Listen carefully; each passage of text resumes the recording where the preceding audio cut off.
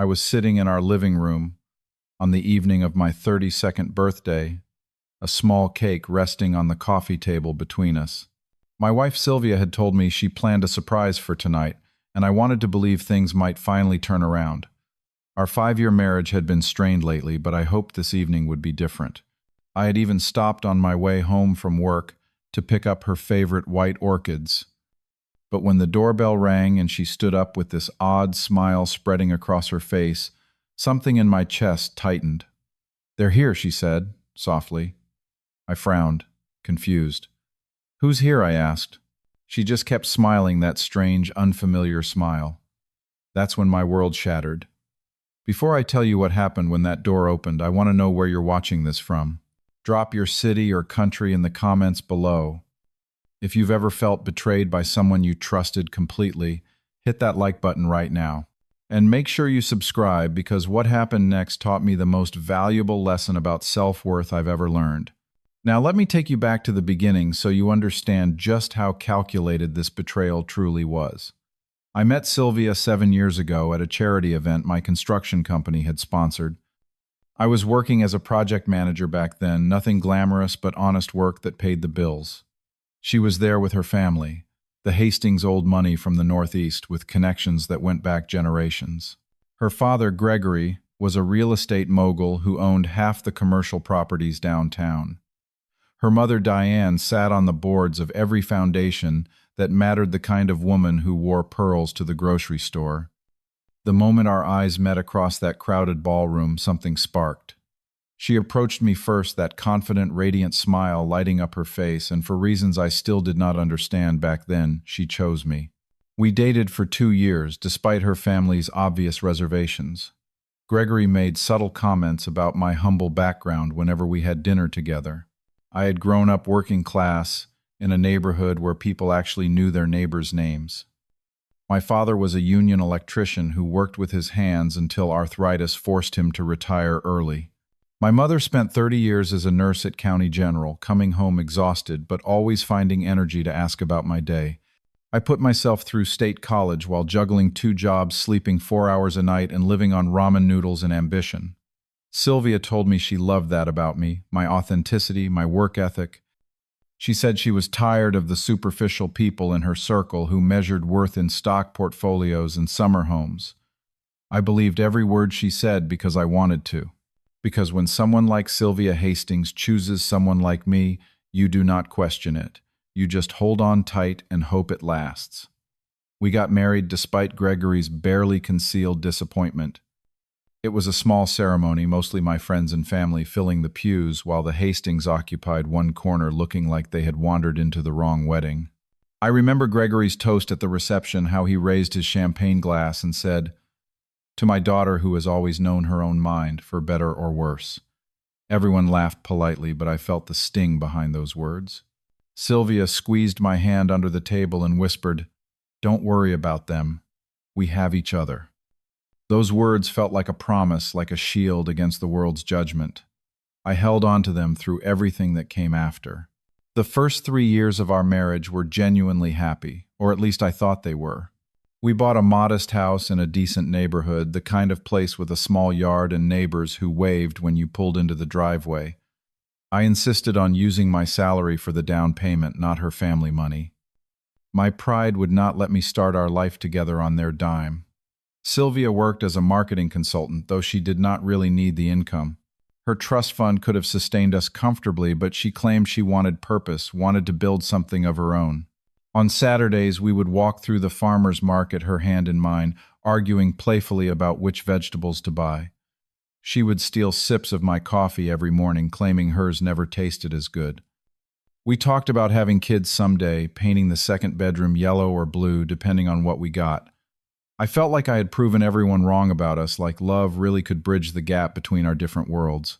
The shift started about 8 months before that terrible birthday. Sylvia joined an exclusive gym downtown, claiming it was a networking opportunity.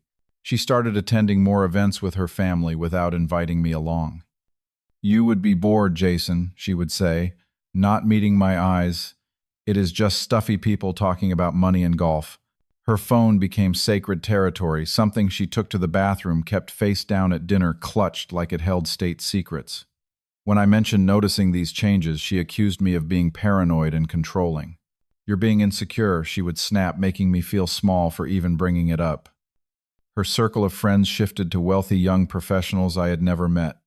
She mentioned someone named Garrett Thornhill a few times, always casually. "Just a friend from the gym," she would say with a dismissive wave. My gut twisted every time she said his name, but I pushed the feeling down, told myself I was being the insecure person she accused me of being. 4 months before my birthday, the distance between us became a canyon too wide to cross. She came home later and later, sometimes after midnight, smelling of expensive cologne that was definitely not mine. Client dinners, she would explain already, heading to the bedroom without kissing me hello. Our bedroom became a Cold War zone where we slept on opposite edges of the mattress, careful not to touch. She would flinch when I reached for her hand. I suggested couples counseling, desperate to save what we had. She actually laughed a sound without humor. "We do not need therapy, Jason. Maybe you need to work on your insecurity issues." I found myself apologizing constantly for things I could not name, trying harder, buying flowers. She barely glanced at planning date nights she would cancel via text an hour before. The worst part was not the rejection. It was how she made me feel like I deserved it, like I was fundamentally lacking in some way I could not fix. 3 days before my birthday, I asked what we should do to celebrate. She was scrolling through her phone, barely listening. "Oh, I have something special planned," she said with that new smile, the one that never reached her eyes anymore. "Just trust me, it will be memorable." A flutter of hope sparked in my chest despite everything. Maybe this was the turning point. Maybe she had realized what we were losing and wanted to fight for us. I let myself believe it because the alternative was too painful to consider. On the day of my birthday, I left work early, stopping at the florist to buy her favorite white orchids, even though $45 was more than I could comfortably spare. I picked up ingredients for her favorite meal, lobster risotto, planning to cook while she got ready. When I arrived home, I found her in the bedroom, dressed unusually formal. She wore a black dress, the expensive one her mother had bought her last Christmas that still had the designer tag. "Why are you so dressed up?" I asked, suddenly feeling underdressed in my work clothes. "For your surprise, silly," she said, applying lipstick in the mirror. "Don't you want to look nice?" I changed into my best shirt. The navy one she used to say brought out my eyes, feeling nervous in a way I could not explain. We sat in the living room waiting, that small birthday cake positioned between us like a prop in a play I had not auditioned for. She kept checking her watch, that strange energy radiating off her in waves. "They'll be here soon," she said again. "Who?" I asked for the third time. "You'll see," she replied, and that smile appeared again, the one I had grown to dread. My phone buzzed with a text from my mom asking about my birthday plans. I told her we were having a quiet night at home. I had no idea how desperately I would wish that were true. When the doorbell finally rang, every muscle in my body tensed. Sylvia practically bounced to the door, her excitement palpable and confusing. She swung it open with a theatrical gesture, and I watched my entire future crumble in slow motion. Gregory Hastings entered, first 6 feet of silver-haired intimidation, in an expensive suit despite it being a Tuesday evening. Diane followed in her usual uniform of designer, everything that expression of mild distaste already settled on her features like she had rehearsed it. Sylvia's brother Carter came next, the one who had never bothered hiding his contempt for me. His wife Heather trailed behind, always eager to echo whatever opinion Carter held that day. Finally, Sylvia's younger sister Brooke stepped through the doorway, and she was the only one who would not meet my eyes, biting her lip like she wanted to be anywhere else. They filed into my living room, carrying something that made my stomach drop.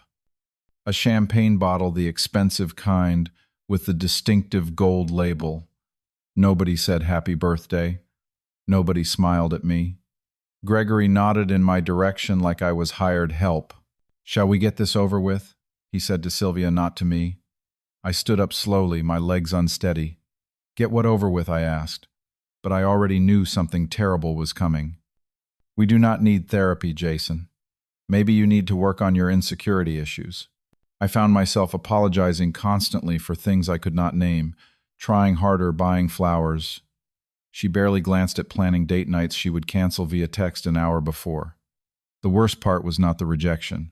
It was how she made me feel like I deserved it, like I was fundamentally lacking in some way I could not fix. 3 days before my birthday, I asked what we should do to celebrate. My hands shook as I opened it, the paper seeming to cut my fingers, though it was probably just my imagination. Divorce papers, already filled out. Her signature already there in blue ink. All I had to do was sign on the designated lines. The room tilted sideways. Behind me, I heard Diane start opening the champagne. The pop echoed like a gunshot in the sudden silence. I looked up at Sylvia, searching her face for some sign. This was a cruel joke. "What is this?" I managed to whisper. Her expression was something I had never seen before, triumph mixed with pure contempt. "I'm leaving you, Jason," she announced, actual excitement coloring her voice. For someone who isn't a disappointment, the words landed like physical blows to my chest. Someone who can actually provide the life I deserve. Gregory chuckled, that rich man's laugh full of condescension and certainty. "We never thought she would actually marry someone so beneath her," he said, casually accepting a champagne flute from Diane. "But we all make mistakes when we're young, don't we?" Carter laughed too, the sound sharp and mean. "At least she is correcting it before she wastes any more of her prime years." They were actually toasting, raising their glasses while I stood there holding my own divorce papers, my birthday cake knocked aside like garbage. Sylvia continued, clearly enjoying herself. "I have been seeing Garrett Thornhill for 6 months now." She said his name like it should impress me, like I should recognize its importance. "He is a venture capitalist. His family owns the Thornhill Capital Group." Diane nodded approvingly. "Much more appropriate, darling. Much more your speed." My voice finally found itself. 6 months. You have been cheating on me for 6 months. Sylvia rolled her eyes dramatically. "Don't be so dramatic, Jason. We were already over. You just didn't realize it yet." I swallowed hard. "When did you realize it?" She tilted her head, pretending to think. "Honestly, about a year into our marriage. But I tried, Jason. I really tried to make it work with someone like you." The way she said "someone like you" made me feel like something stuck to her shoe.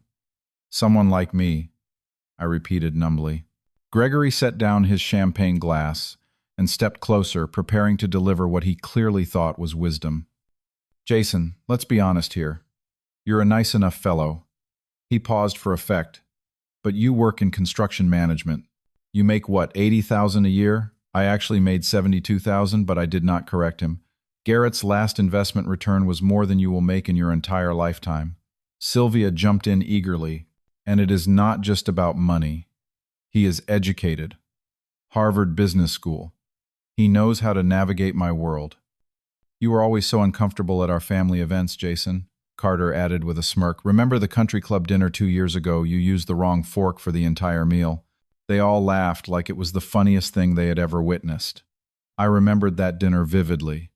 I had been so nervous, wanting to make a good impression, and I had used the salad fork for the main course.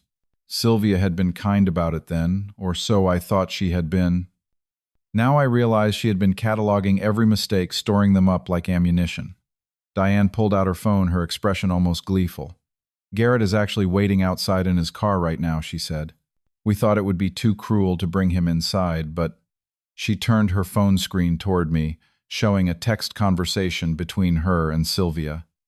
I saw enough to understand they had been planning this evening for weeks, laughing about my expected reaction, choreographing every moment like a corporate presentation. Messages going back to late September detailed how they would break the news, what they would say, how they hoped I would respond. This whole thing had been orchestrated down to the champagne brand. Sylvia smiled wider. "We even practiced what to say. Mother was worried I might feel guilty at the last minute." She paused, savoring the moment. "But honestly, Jason, I just feel free. Freer than I have felt in years." She looked genuinely happy, happier than I had seen her throughout our entire marriage. That realization hurt more than anything else. The room blurred at the edges as my brain tried to process what was happening. My heart pounded so hard I thought they could see it through my shirt. 5 years of marriage, 7 years of knowing this person reduced to entertainment for her family. All the times I had apologized for not being enough, tried harder to fit into her world, blamed myself for our problems. The white orchids I had bought were still sitting on the kitchen counter, still wrapped in paper. The lobster risotto ingredients I would never cook sat in bags by the refrigerator. Part of me wanted to scream, to rage, to flip the coffee table and storm out. Part of me wanted to drop to my knees and beg her not to do this, to give me one more chance to be whoever she needed me to be. Part of me just wanted to disappear completely, to stop existing so the pain would stop. They were waiting for me to break down. I could see it in their faces. Gregory had his phone out, angled toward me. Was he recording this?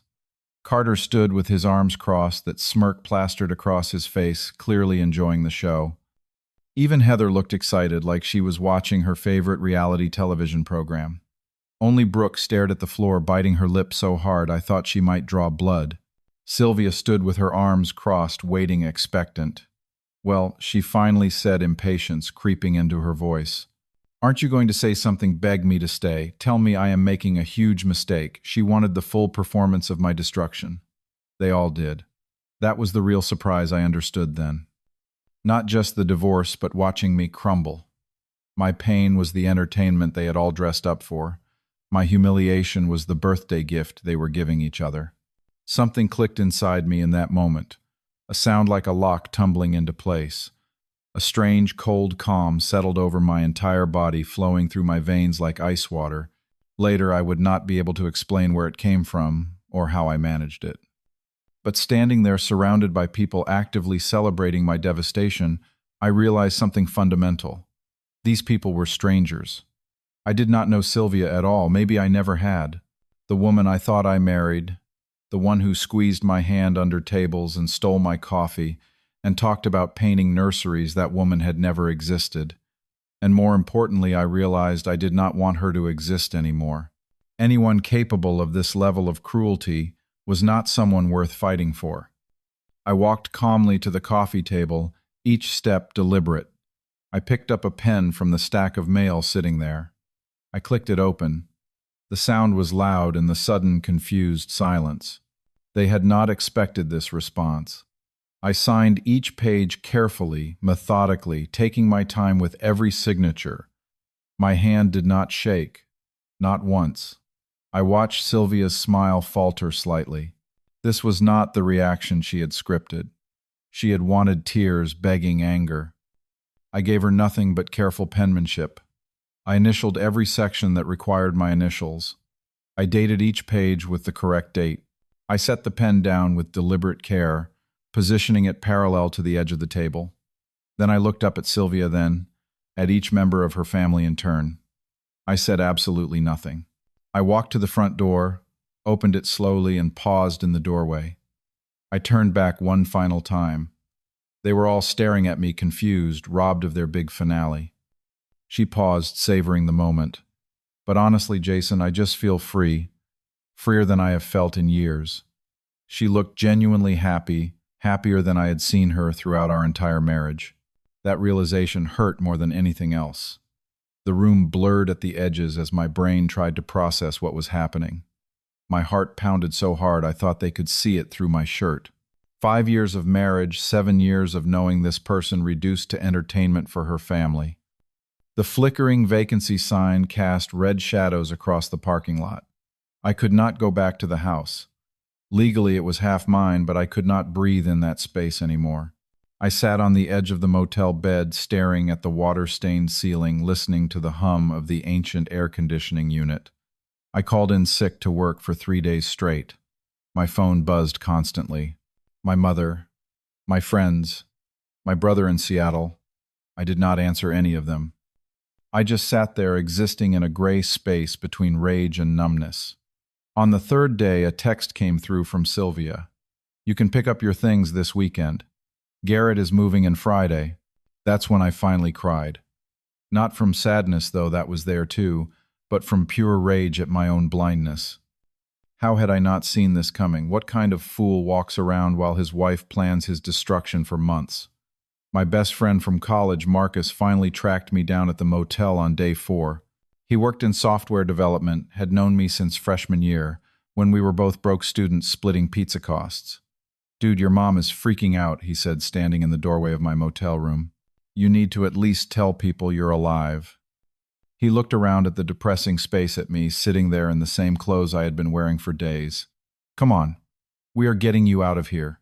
Marcus helped me find a small apartment that week, a one-bedroom in an older building with creaky floors and a view of a parking lot. "It is not much," he admitted, "but it is yours. No memories, no ghosts." I looked around the empty space, the afternoon light coming through the bare windows. "It is perfect," I said, and I meant it. I started moving my belongings from the house the following weekend. Sylvia was not there, probably at Garrett's penthouse, avoiding any awkward encounters. But evidence of him was everywhere, violating spaces that used to be mine. Expensive Italian shoes by the front door. His cologne in the bathroom, the bottle positioned right next to where my Old Spice used to sit. A framed photo of him and Sylvia on the mantel, both of them in tennis whites, looking like a magazine advertisement. I took only what was mine. My clothes, my books, the coffee maker I had bought in college that still worked perfectly, my father's old toolbox. I left everything else behind. I did not want the furniture we had picked out together. I did not want the dishes we had received as wedding presents. I wanted no memories, nothing to remind me of the life I thought I had been building. I threw myself into work with manic energy in those first weeks. I volunteered for every difficult project nobody else wanted to touch.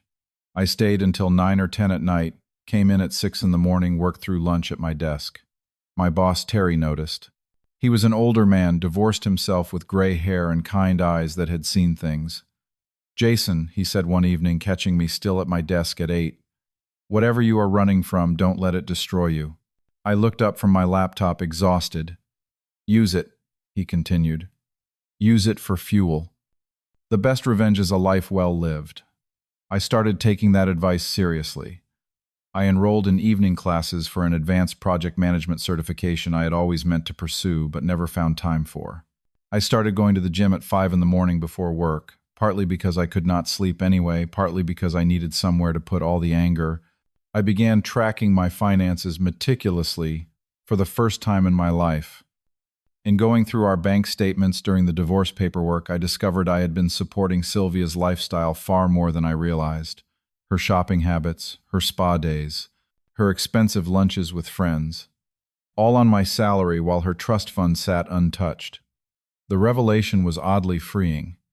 By month 3, I passed my certification exam with high marks. Around the same time, my company landed a major contract, a luxury hotel renovation downtown worth several $1,000,000. Terry called me into his office. "I am putting you in charge of this," he said, sliding the project folder across his desk. "You have been hungry for this. Show me what you have got." I poured everything I had into that project. I managed a team of 30 contractors and subcontractors. I coordinated with architects and designers. I handled budget overruns, creatively finding solutions instead of problems. The client was impressed enough to specifically request me for their next 3 projects. 4 months after my birthday, Terry called me into his office again. "We are promoting you to Director of Operations," he said without preamble. Significant raise. 98,000 base salary plus bonuses. It was more money than I had ever made in my life. "You have become someone different these past few months," Terry observed, studying my face. "Better different?" I asked. "Sharper. Focused. Less apologetic for taking up space." I realized he was right. I had spent years apologizing for existing around the Hastings, for not being wealthy enough or educated enough or polished enough. I was done apologizing for being myself. The gym routine became almost meditative. I lost 20 pounds of the weight I had gained during the unhappy final year of my marriage. I gained muscle definition I had not had since college. It was not about revenge or trying to win anyone back. It was about controlling my body when everything else in my life had felt chaotic and out of control. I started reading again, something I had loved as a kid but somehow stopped doing. I joined a weekly basketball game Marcus organized with some of his co-workers. I met new people who knew nothing about Sylvia the Hastings or my public humiliation. They just knew Jason, the guy who always brought extra water bottles and had a decent jump shot. I started seeing a therapist at Marcus's suggestion. Dr. Patterson was a woman in her 50s who did not let me wallow. "You were not the problem, Jason," she said in our third session. "You were the scapegoat for her own insecurities." I frowned. "What do you mean?" She leaned forward. "She needed someone to look down on to feel superior. You gave her that role. When you stopped trying to prove yourself worthy to people who would never see your worth, she panicked. You took away her emotional punching bag. For 4 solid months, there was complete silence from Sylvia. I heard things through mutual acquaintances, because small towns always have long memories and loose lips. Sylvia and Garrett were the new it couple, photographed at charity galas, their pictures in the society pages of the local newspaper. The Hastings were reportedly thrilled with the match. I should have felt something about that information. Jealousy, regret, anger. But I was too busy building my new life to care much. I had started volunteering at a community center on Saturday mornings, teaching basic construction skills to underprivileged teenagers. I found it more fulfilling than any country club dinner I had ever endured. I dated a little nothing serious, a teacher named Amy who liked hiking and had a laugh that reminded me of wind chimes. We had a few coffee dates, one dinner, but I realized I needed more time alone to rediscover who I was without defining myself through someone else's eyes. The first message came in the middle of month 5. I was in a work meeting when my phone buzzed. Unknown number, but I recognized it immediately. Sylvia had changed her number probably, so Garrett would not see me in her contacts. "Hey, Jason. Hope you are doing well. Been thinking about you." The casualness of it, like we were old friends catching up, made my jaw clench. I stared at it for a full minute, then deleted it without responding. 3 days later, another message. "I heard about your promotion. Congratulations. You deserve it." How did she even know about that? I deleted it. A week later. "Can we talk? I made some mistakes. Then I miss our conversations. Then Garrett isn't who I thought he was." The messages came more frequently, each one slightly more desperate than the last. I did not respond to any of them. I just let them pile up digital evidence of something shifting in her perfect new life. Then she started calling. I did not answer. She left a voicemail, and against my better judgment, I listened to it. Her voice was different, smaller, scared. Nothing like the confident woman who had handed me divorce papers while her family toasted. "Jason, please. I need to explain. Everything fell apart, and I just need to hear your voice. Please call me back." I saved the voicemail but did not return the call. A week later, I got a call from an unexpected source. Brooke, Sylvia's younger sister. "Jason, I need you to know what happened," she said, her voice tight with emotion. "It has been eating me up inside, and someone needs to tell you the truth." I listened as she explained. Garrett Thornhill had been engaged to someone else the entire time he was seeing Sylvia. His fiancée was from another prominent family, a match his parents had essentially arranged. Garrett had been using Sylvia as entertainment, a distraction, while his real wedding was being planned behind the scenes. When Sylvia found out 3 weeks ago, she confronted him at some exclusive restaurant. He laughed at her. Actually laughed. "Did you really think I would marry you?" he reportedly said. "You are divorced. My family would never accept damaged goods." He dumped her publicly right there in front of half their social circle. The Hastings were humiliated. The same people who had mocked me were now whispering about Sylvia. The surveillance started shortly after that conversation with Brooke. I began noticing a silver Mercedes parked across from my apartment building at odd hours. It was Diane's old car. Apparently, Sylvia had been forced to downgrade. The first time I saw it, I thought it might be coincidence. The second and third times, definitely not coincidence. She was watching me. One morning at 5, heading to the gym in the pre-dawn darkness, I saw her asleep in the driver's seat. Her hair was messy makeup smeared down her cheeks. Had she been there all night? I kept walking, pretending I had not seen her. She started appearing at places I frequented. My gym, my regular coffee shop, even the community center where I volunteered on Saturdays. Always at a distance, watching but not approaching. The text messages increased to multiple times per day. Please, Jason, just 5 minutes of your time, then I will explain everything. I know I do not deserve it, but please. Then I made the biggest mistake of my life. Please let me fix this. On the 6-month anniversary of that terrible birthday, I was walking home from the gym just after 6 in the morning. The sun was barely up the street, quiet except for the sound of my footsteps. I turned the corner toward my building and stopped. Sylvia was sitting on the front steps, not hiding in her car this time, but out in the open. She wore sweatpants and an oversized hoodie, no makeup, her hair pulled back in a messy knot. Mascara streaks ran down her face. She was shaking either from cold or fear or both. "I have been waiting for you," she said hoarsely. Her voice sounded like she had been crying for hours, maybe days. I stood there, gym bag over my shoulder, looking at this woman who 6 months ago had orchestrated my public humiliation while her family drank champagne. She looked up at me with desperate red-rimmed eyes. "Can we talk, please? 5 minutes. Just 5 minutes." Every muscle in my body told me to walk past her, to go inside and close the door and let her sit there until she got the message. But something made me stop. Maybe curiosity. Maybe the need for closure. Maybe just exhaustion from months of her desperate attempts to reach me. "Why?" I asked simply. My voice was calm, neutral, giving her nothing. "Because I made a terrible mistake," she whispered. We sat on a bench near my apartment building, maintaining careful distance between us. The morning was cold, early November chill biting through our clothes.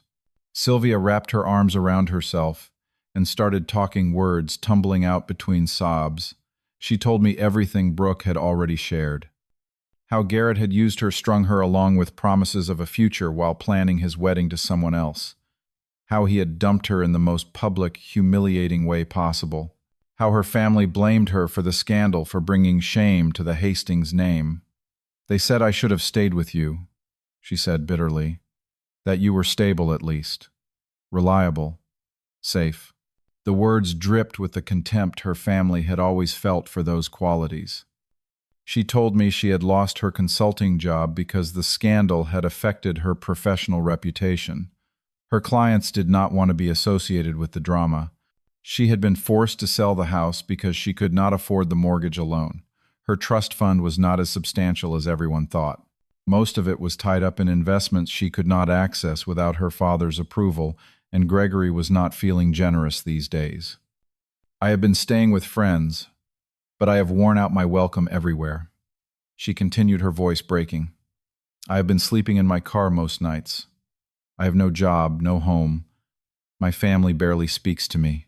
Fresh tears streamed down her face, and all I can think about is how I had everything and I threw it away. "I threw you away, Jason. You were the good thing in my life, and I treated you like garbage." She finally turned to look at me directly. "I know I don't deserve another chance. I know what I did was unforgivable, but I am different now. I understand what I lost. I understand what matters." Her hand reached toward mine on the bench. "We could start over, slowly. I will prove I have changed. I will spend the rest of my life making this up to you, if you will just give me one chance." Her fingers brushed against my hand, and I felt absolutely nothing. No spark, no residual love, nothing. I gently pulled my hand away and took a breath. When I spoke, my voice was calm, without anger or cruelty. Just honest. "Sylvia, I am genuinely sorry you are hurting. I really am. Nobody deserves to be used and humiliated the way Garrett treated you." I paused, choosing my words carefully. "But you did not lose something good. You threw it away like it was trash. On my birthday, in front of your family, with champagne ready to celebrate. That was not a mistake, that was a choice. That was who you chose to be in that moment." She started to protest, but I kept talking. "And I have chosen who I want to be. Someone who does not need to prove his worth to people who will never see it. Someone who does not apologize for existing. Someone who walks away from people who treat him as less than human." I stood up from the bench, looking down at her one final time. "I hope you find happiness, Sylvia. I genuinely do. I hope you figure out who you are and what you want from life." I hope you find someone who makes you happy. I adjusted my gym bag on my shoulder, but that someone will not be me. Not now, not ever. What you did broke something that cannot be repaired with apologies or promises. She was crying harder now, her whole body shaking. Jason, please. Please don't do this. I love you. I know I didn't show it, but I love you. I felt a strange sort of peace wash over me. You don't love me, I said quietly. You love the idea of safety I represent now that your other option fell apart. That is not the same thing. She started to stand to reach for me, but I took a step back. Please do not contact me again. Delete my number. Stop coming to my apartment. Stop following me around town. Let me live my life and you go live yours. Move forward like I have. I turned and walked toward my building entrance. Jason, she called after me, her voice desperate and broken. I did not turn around. I did not look back. I just kept walking, and this time she did not follow. Over the next few weeks, Sylvia's messages stopped completely. I heard through the grapevine that she had moved to another state, Colorado, or maybe Arizona, somewhere far away where nobody knew her story. I felt relief when I heard that news. Not victory or satisfaction, just simple relief that this chapter was finally truly closed. I continued building the life I had started constructing from the rubble of that birthday night. My career continued to flourish. I took on bigger projects, earned the respect of clients and colleagues, got invited to speak at industry conferences. The scared, apologetic version of myself who had tiptoed around the Hastings family felt like a different person, someone I barely recognized anymore. My friendship with Marcus deepened into the kind of brotherhood that survives anything. He was there the night it happened, and he was there for every difficult day after. We started a tradition of weekend hikes, just the two of us talking about everything and nothing while climbing mountains and breathing clean air. I kept volunteering at the community center, watching kids who reminded me of my younger self learn skills that might change their lives. One kid, Danny, told me I was the first person who ever made him feel like he could build something that mattered. I went home and cried that night, good tears for once.